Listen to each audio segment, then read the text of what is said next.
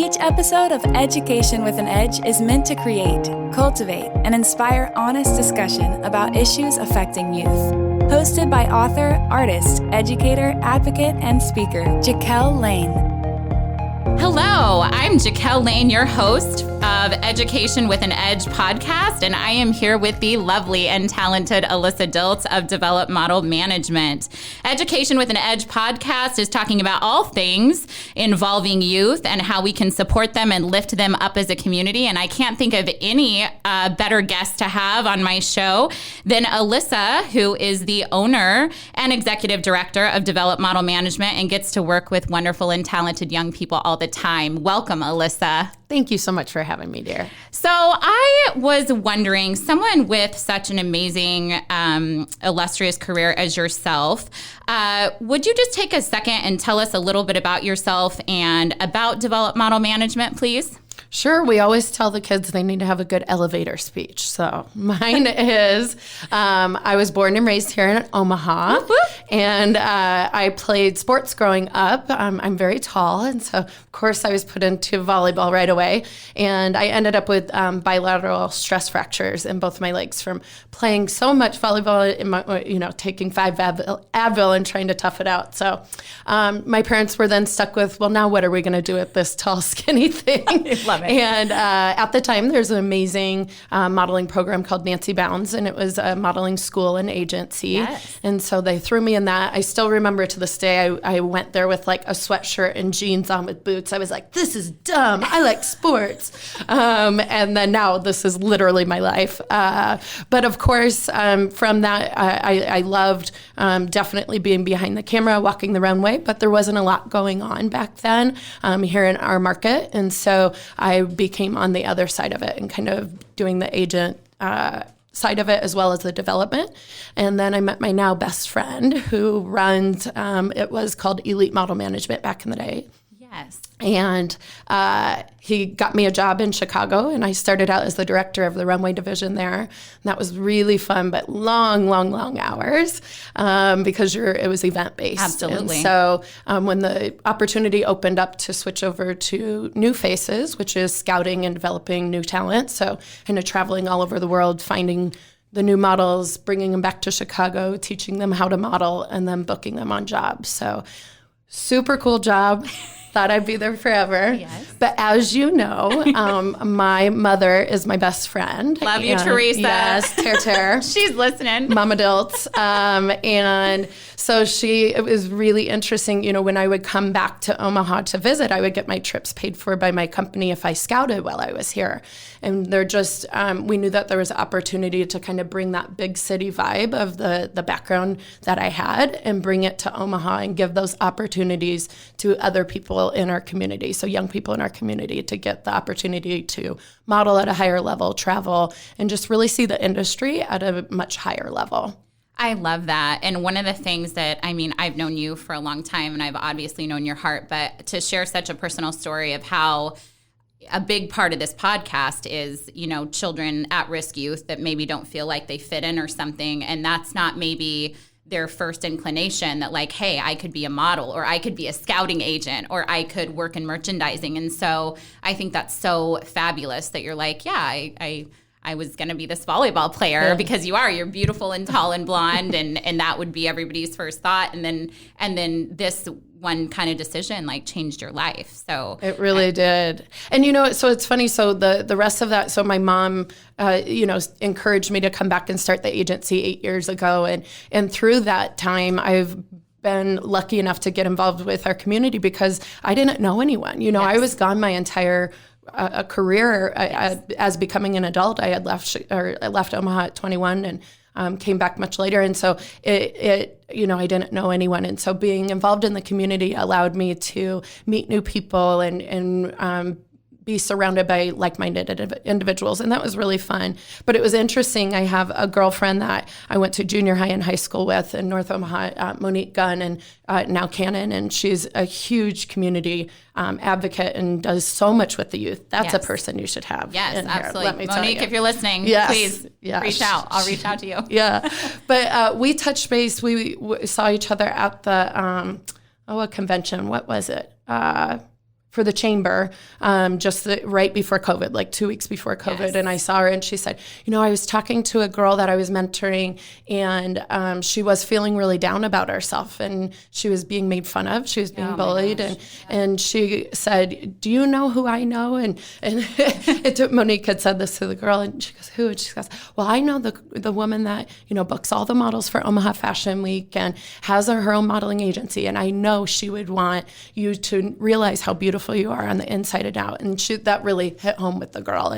And so that was a big moment in my life. I was like a total aha, like a total game changer for that young lady. That's what it should be about. That's what it should be about. That it's attainable, that it's reachable, that just through a few people know each other, and those opportunities can come about. I love that. And I love that story. Speaking of impactful moments in your life, since it is education with an edge, can you remember a favorite teacher of yours or a mentor in your life that really impacted, your career choices, or just impacted you in a really positive way? Like you're impacting so many young people. So obviously on the education level, I loved going to school. It was one of my favorite times in my life that entire time, and I loved meeting new teachers and different teachers. So many, I feel like I had great relationships with, I was a person that sat in the front row.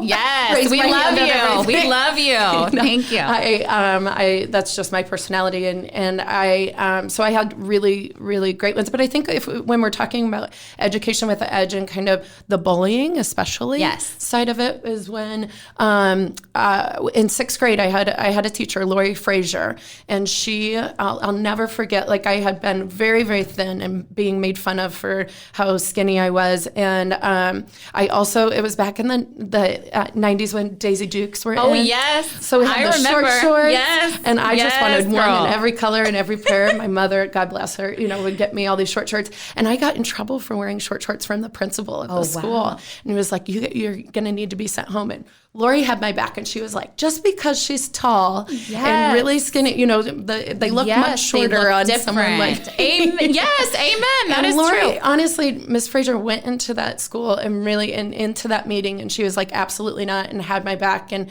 I mean, that's just one case, but it's obviously stuck with me for a long time. You that an adult had my back. Usually I'd be like, oh my God, I don't want to make any trouble. I'll do whatever. Don't want to get in trouble. And so that was really a cool thing that stuck with me, not only as a woman, but just, an educator having your back. So absolutely. So yeah, I mean, I've had some amazing teachers over the years on the education side, and really that cared. I mean, I was really lucky to be in the magnet program and attend McMillan Junior High and Omaha North High. And I mean, the educators that we have there, and even like, it's kind of a changing of a guards right now. Gene Haynes is retiring. I don't know if you ever had a chance to meet Brother Haynes, but he had a huge impact on everyone's life at our school and in the community. It was just a bummer with COVID. We didn't get to do a big send off, but I know some people are planning things for later in the year. But I think it's, on a very one-on-one level, I have had experiences, but on an impact from, people that can make a difference on a whole to all of their community. Absolutely. I that's like my favorite story. You've never told me that before either, so I thank you for sharing that. And another very, if we're talking about things that just mean a lot to us and that we have a heart for, and something that I would say we share. And actually, when I first moved here, you were one of the first people that I met, and we're so welcoming and so inclusive. So thank you for that. And it's turned into a lifelong friendship. But what does the fashion industry mean to you? Because we love some fashion, and and you can't see her, ladies and gentlemen. She looks gorgeous today. She's got on something fabulous, and I do not. But I'm jeans and a t-shirt. But no, what to you? I mean, if someone were to ask, what does the fashion industry mean for you? To you, what would you say? Well, I think, you were using, or, is it inclusive or what's changing and things like that. And it's interesting right now, especially, we've seen a change. I think in the past when our industry has made a change of, I remember the Italian Vogue issue that one year, I mean, this was eons ago, but it was the all black issue. And that everyone Yes. thought, oh yes, finally, we're going to see this change in our industry, and then it backs down and goes away. And so for a while there, we've kind of, in my opinion, ridden this wave of, I felt they were not authentic moments, maybe, that they were a little bit more, let's do this for the PR because that's what people are asking in this moment. And then it goes back to the way it was. But I got to tell you, in the last year, and obviously right now, especially with everything's going on, I do feel like there is a real change that's upon us. We've seen first and foremost the changes in just height inclusivity. Yes. Now we're seeing it more in the sizes, and definitely different ethnic backgrounds and diversity there. And I think, to me, fashion is being able to include all and represent all, right? Absolutely. Like as a Absolutely. model, that's the whole point, is you're supposed to reflect what the people want, or exactly what's out there. And And advertising. And so to see that finally actually have a change that may stick is definitely exciting. I mean, I think that's one of the greatest parts about our industry is, the beautiful diversity of it. I love that you said that, because I have students that are so, they look at those magazines, and you think about when you were a little girl and what you saw, and if you saw yourself reflected or if you didn't. And, on a totally different level, you said the height thing. I'm 5'3" on a good day with like my hair, Teased to the height. Yeah, like come on now. So thank you. Shout out to all the Instagram shorties for making that happen. And I think, it's great that we're going in that direction, because it can encompass so many more people. And so when little girls do look at the magazines, and not only little girls, I've got to be honest, like even just women. Amen. That women. they're, Yes. I'm a little bit of a taller, curvier girl. And, I don't want to see something on a size 2, because then I get it at home and I'm like, that's not what that looks like. Darn it. Yeah. So it's nice to have that range and to be able to represent, for sure. And I hope it sticks. Me too. As agents, we ultimately have to find models and scout models for what our clients are looking Absolutely. for. So when our clients are telling us, okay, these are the requirements or what we need, certainly there's a reason why there's those models that are, forever have been at the forefront of our industry and the only faces that you saw. But now it's a really great time to be a part of the fashion industry that I'm proud of. And I hope it continues to go that way. I do too. Absolutely. So, and I could go on and on about everything that Miss Alyssa does, but one of the things that I'm really proud of you about is that I feel like you not only foster an interest in the fashion industry for young people, but you empower them to go after it. And we are involved in the Fashion Institute Guild together, and that's somewhere where students can actually go and learn, to sew and to create and to draw. And so, in your opinion, why do you think that it's so important to foster an interest in the fashion industry for young people? I think there's a lot of pressure that's put on our young people. And so sometimes the only thing that they can escape, or ways that they can feel good about themselves, is finding something they're interested in. Yes. So in the Midwest, it's really hard where sports or dance or, it's kind of this cookie cutter thing that most kids go through. So for me, it's incredibly important that we have the Omaha Fashion Camp, that I partner with Omaha Fashion Week on that we have the Guild, we have the Fashion Institute Midwest, the workroom, because we're giving them the opportunity to have that interest and explore it further, no matter where it goes, and in a real legitimate and a very high level way. Right now, anyone can walk in to the Fashion Institute and get sewing lessons and Absolutely. Create these, have this safe space and be able to learn. And we've been able to give the kids, especially teenagers who are in high school, they're being able, with Omaha Fashion Week, they're able to have those models, these professional models that are in their clothing. They have a portfolio that they're able to build, and that's how they then go on to college and get into some of these That's what amazing catapults them institutions. to on their career path. Right. I mean, legitimately. Because if you have an interest, that's one thing, and we can now. It's much more accessible now than it was in the 90s. It was whatever you saw. We got something at Yonkers, and we were like, "Woo!" Right. But it was after 6 seasons behind either coast or whatnot. Now actual fashion is so accessible, but then how do I get there? How can I be a player in that? How do I be involved? Well, we've now, myself and you and other people in our community have created this, playing field or these opportunities that these kids can explore in many different ways and be able to have, again, a safe space, where they wow, you like that? I like that. That's cool. And having that commonality can make them feel safe and have a place that they can go to that makes them feel good about themselves. And another added girl for you and everyone that's involved in the fashion ecosystem here is that a lot of times we think of fashion as New York City and Runway, and that's the only way. And it's like, no, we're in Omaha, Nebraska. Like, you can get anywhere from here. Like, you can do it. And there's people like you that will show them the way because you've done it. I mean, you were in Chicago, and you're still, I mean, you can totally, play with the big boys, so to speak. I mean, it can be a real career for them and a real path. So that's awesome that you've been a trailblazer in that way.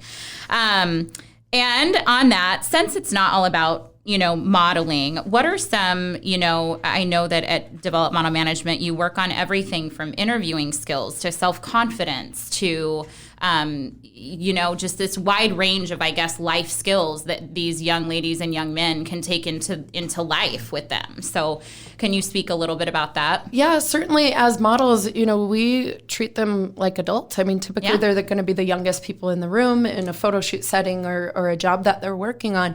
So if we're treating them that way, they have to respond that way as well. So everything that you mentioned, the interviewing skills, and that takes it from, the before you get the interview to when you're at it to what do you do for the follow-up after. Yes. And I'm going to give a shout out to my husband because he's here right now. But Mike's here. And, he has taught me a lot because I was very lucky how I got my job and my path was knowing people and making connections, which is a huge part of how you get ahead in life, for sure, and different ways that you can pave it. But once you have the opportunity, it's so important, we feel like, that you have to then stand out amongst the other people that you're with. And so doing things like writing handwritten thank you notes. Mike's a huge one on that. He always has his stationery. Researching before you're even going into a situation. Who are you talking to? What are you going to talk about that day? And what do you want the outcome to be? And to ask for it. Mike always does that. Like, okay, are you going to book me on this? Or are you going to sign me on a contract? I tell all of my models, just ask for it. And they're like horrified because, of course, we're all nice people. And, I don't want to be too forthcoming, but when you want something in this world, you should go after it, and you should make no excuses or apologies. And so I think, when we're talking about modeling, yes, obviously it's superficial in the way that it is about the way that we look, but you have to be 100% authentically you, and that's what I try to hit home, and that carries over in every aspect of their lives. And so when we talk about what is development to us at my agency, it's not just the physicality of modeling and moving behind the camera and walking the runway, but it's everything else that goes into it to make you a good business person. And, having, like I said, good follow-up. And then when you have the job, doing things like not lying and don't make excuses. Being ethical. And those are things that if you can teach that in a teenager now, or even in a young 20-something, it can affect their lives and how they, consider different things further on down their careers, no matter what they go into. Absolutely. So there's a young person out there that's looking to go into fashion in some capacity. What is the one piece of advice that you would give them, given your experience? I think be authentically you and be ready to work hard. Yes, for what you want. You cannot sit back and wait for the phone to ring. The people that do that, we have some lovely models that I represent. I love everyone in our community too. That's why I do it, especially like Fig and Femme. Yes, because that's all volunteer based. Yeah, and that's a lot of work. a lot. Yeah, but I do it, and I do it happily because I know it's going to affect them well, or have a positive effect on our community. And I think when people don't. If they think they're just coming to play dress up, they have another thing coming. Yes. That's not what it's about. And so, as long as you can always be your true self and, as I say, authentic, then that will help you get along further, when you're true to yourself. Absolutely. It'll shine through for sure. Okay, so you are the definition of a self-made woman. So what is the legacy that you wish to leave behind? Oh. Shocked you with that one. No, I know. I'm like, ooh. In for the I clearly didn't read the questions that were sent to me. Whoops, my bad. No. You're good. I love you. The legacy that I would like to leave behind, I think it really just comes from any person that comes in my path. Can I help them get further to what their goals and dreams are? And can we do it side by side? I don't work for them. They don't work for me. We work for each other. And I think if I continue my own career and how I handle myself, work hard, be nice, be authentic, then whatever happens, I can put my head down and rest easily at night. And I think that's how, when you look back upon your career, making a difference in people's lives and helping people achieve, even give them one more step to the next thing and the next thing. Yes. Being any part of that, no matter how big or how small, I look forward to, and that's what I love. And what I love about you is that you live that, and there are young men and young women out there that are watching you and have looked at the path that you've taken and are saying, if she can do it, I can do it. And I'm just so very grateful that you were here today and you were willing to come on Education with an Edge. Oh, Jaquel, anything for you. Girl, I didn't even read the email. I was like, yeah, you went into this long explanation of what we needed to do. I was like, oh, girl, whatever. You just tell me.